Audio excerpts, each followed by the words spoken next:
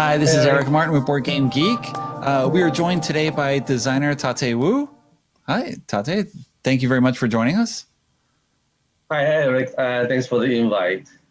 It's a great So honor to be here. Uh-huh. I'm happy to have you on. First question, what is behind you there? Is that a virtual? That's a virtual background, yes? Not an actual background? Yeah, it's one of my paintings. I couldn't find anything that I can use, so I just found this. I just put up. Uh, Okay, that sounds good. it's supposed to have 8 horses in it. Okay. So I invited you on to talk because you have an interesting career. You've been designing and publishing games for about 15 years at this point. You have Hmm. had a lot of designs with different publishers, and more recently, you've done them all through your own Sunrise Tornado Game Studio.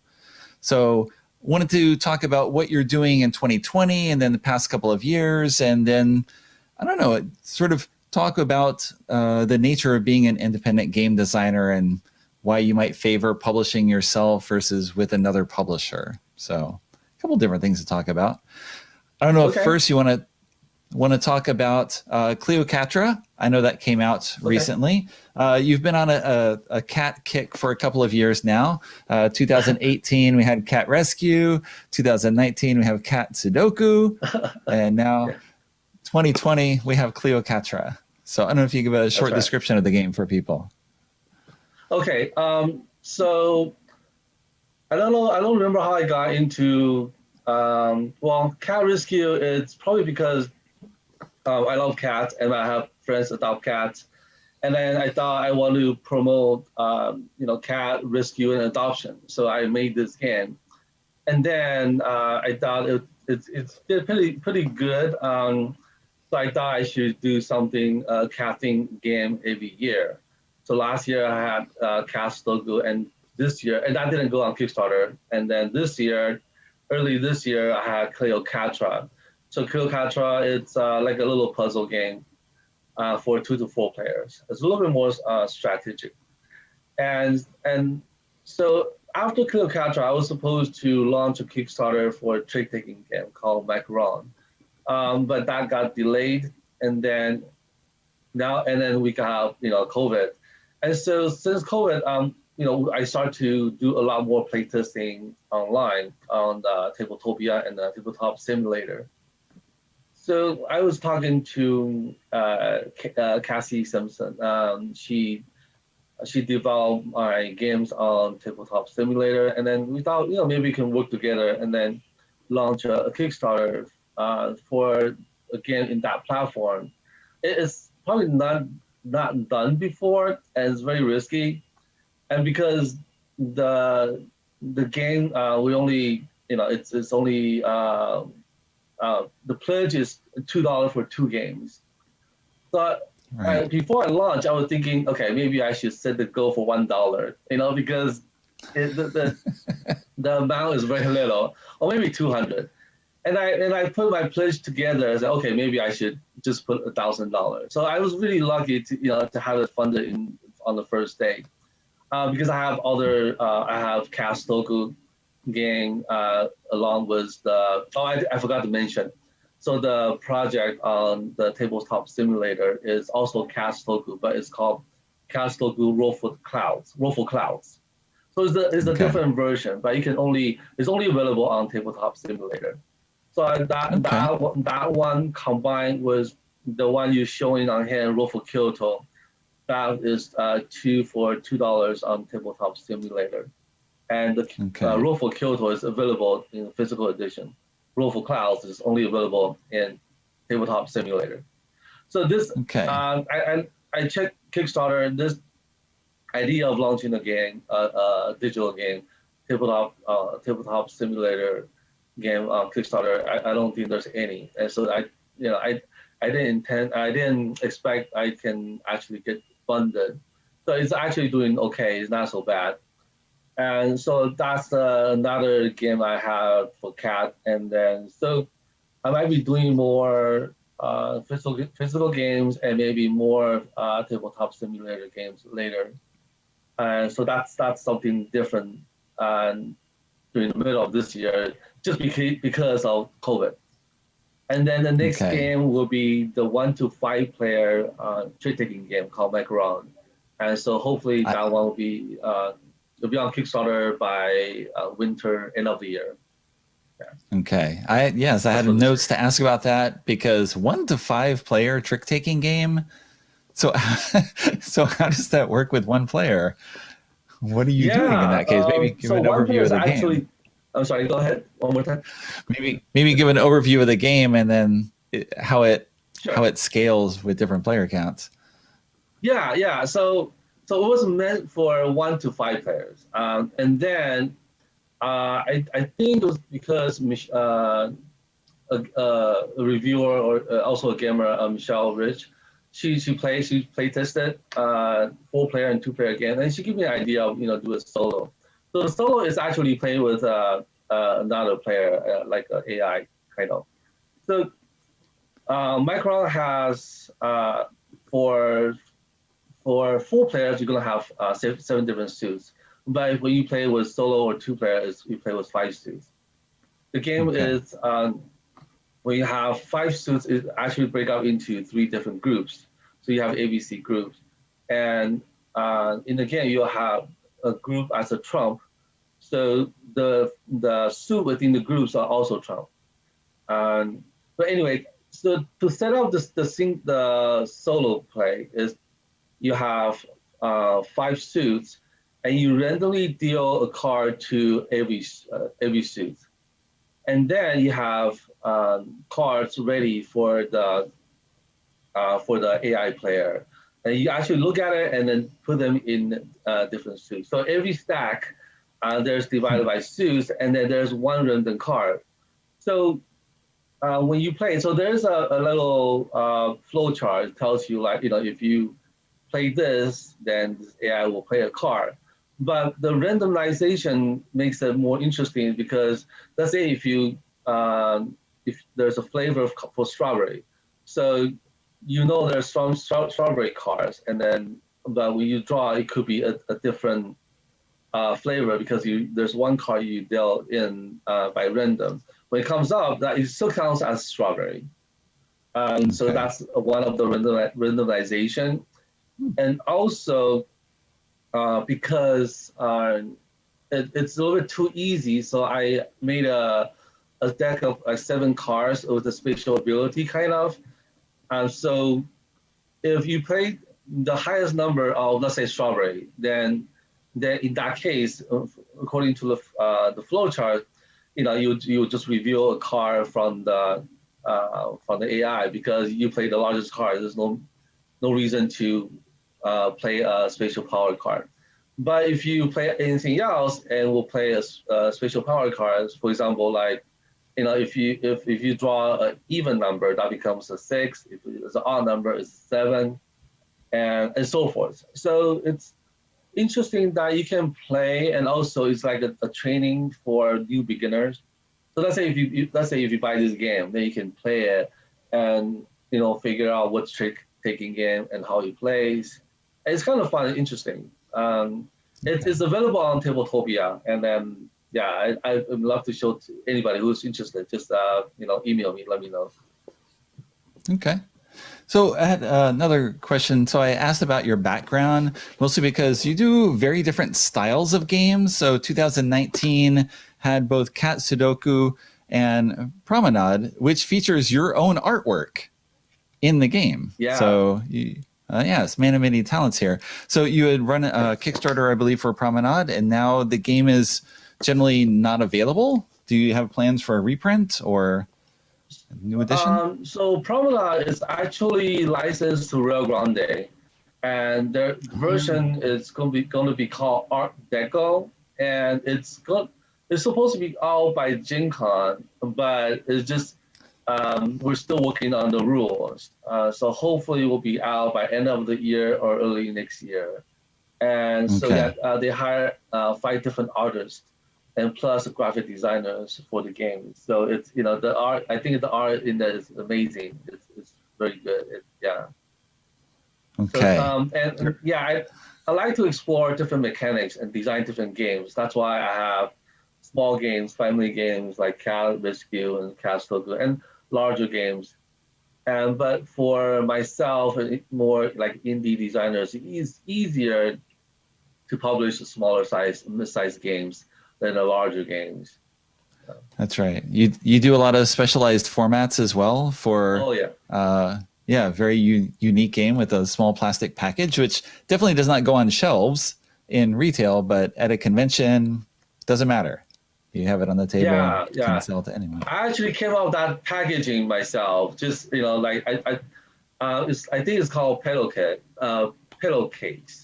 and then so it's you probably see it for gift box, but then I look at it and Right. say, oh, okay, it's interesting. I can design small games. I have like 18 card games, a lot of them that I can use, and then to add a little bit more value, I put a little velvet pouch in it, and so I made a few Right. games with that packaging. On Kickstarter, no one. I mean, people they're okay with it, but that package will not work in retail. Yeah. I mean, I guess that's the advantage of being an independent designer and publisher. You can do your Yeah, own thing. I So can explore you, different things. Yeah, yeah. So you published a number of games on your own in the late 2000s. A number of them were then licensed by Z-Man Games. We had Mountain of Inferno and yeah, Tianjie. yeah, I'm yeah. probably not pronouncing that correctly. Um, and there were some other titles, and then you took a few years off. So Okay, were you? so Yeah. the reason is so before I think I took about 2 3 years not publishing, but I continued to design games. The reason is I've been thinking like why do I make games? And then I kind of start to analyze the market because in the past, I have been doing distributions. I do retail.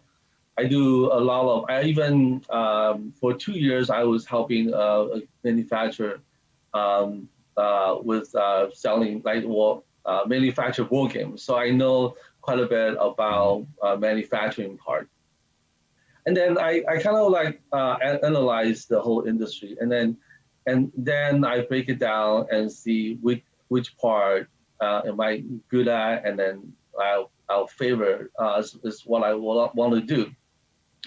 So in that 2 3 years, that's why I was trying to try to think that if I want to do a long term, I really want to do this because the things um, I am doing what I want because when I was doing distributions, I did it for like 2 3 years and I started to hate it because I don't have time to design games, and I just Mhm. moving games, from one place to the other. It's not, it's making money, but it's not meaningful to me. So in those years, I thought, okay, I'm going to focus most on developing games because that's what I like, what I love the most. I'm going to find people to help me to market my game, to distribute my games.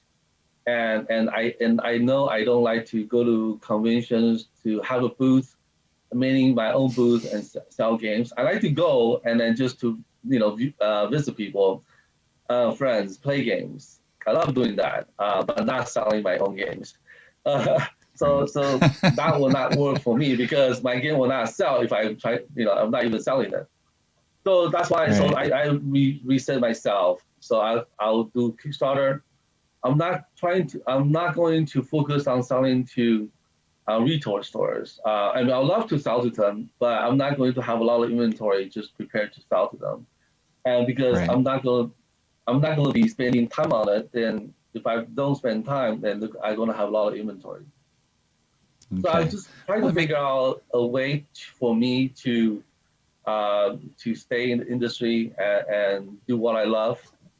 And so I think I started out pretty I think I kind of found my kind of sweet spot. right now. So I'm gonna just keep on doing what I'm doing. Right. So that's what Yeah. what So I you did for had, that 3 years.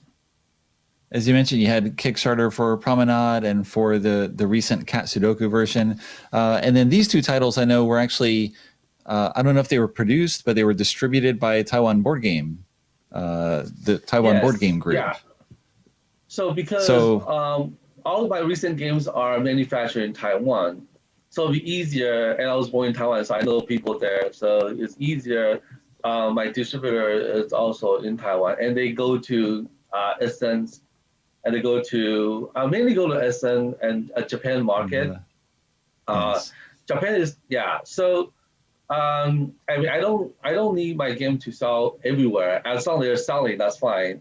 So Essen, I love Essen. So I have someone represent my games online and also in Essen. It's the biggest market convention in the world. So that's great. So I kind of partner with them, and I'm very lazy to find another distributor, so I'm just staying with them, and I'm happy with them. And they don't have to sell a lot, just enough so we'll clear out my inventory so I can work on my other games. right. Well, I guess it helps, as you say, if you don't want to handle that, then you are happy to have, yes, someone else take charge and handle those Yes, little definitely. details for, yeah, some amount of the money. So you mentioned, so Promenade has been licensed by Rio Grande Games, and Cat Rescue was picked up by Chronicle Books. That's right. So Yes. how did this come about, or have you been marketing or trying to license your games out to other publishers, or are they finding you? So I was really fortunate. Okay, so I'm very bad in pitching my games. I'm very bad at making sales sheets.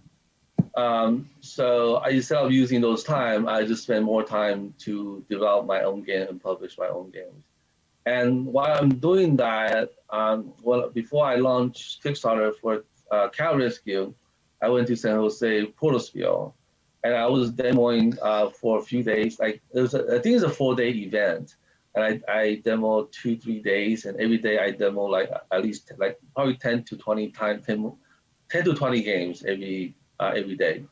And then the editor Julia, she was there too, and she played it, and she likes the game, and she wanted me to follow up with her, and so it Okay. took a few months, but we got it and everything nailed down. So yeah, I was really lucky to have really lucky working with Chronicle Books. Very nice company. Julia is a great editor. And then Okay. for Ken Rio Grande, yeah, I think he backed Promenade, and then because I spend a lot of resource on Promenade, and I think the game is pretty good, but I think see it goes back to my uh, my the what I was saying earlier, that there's things I'm good at and things I'm not good at. So marketing is not my strength. So the game I think it's pretty good, but it's just not. I didn't do enough marketing. So the first launch wasn't funded. So the second one did, and then during that time I was talked to Ken, and he was asking me, if I'm interested, and then yeah, of course, if they're interested to look at it, because I wasn't thinking of publishing or licensing, because after the second one, it was just like I didn't really make money, because it's only 200 copies, so everything is very expensive, and I just wanted to give to give to people who really want the game. So I launched the second Kickstarter, and I think it's only for maybe 2 weeks. And and months later, I was able to, Ken and I were able to work on the games, and then they seem to like the game too. And then they play tested. I think everybody likes the game, so that's good news.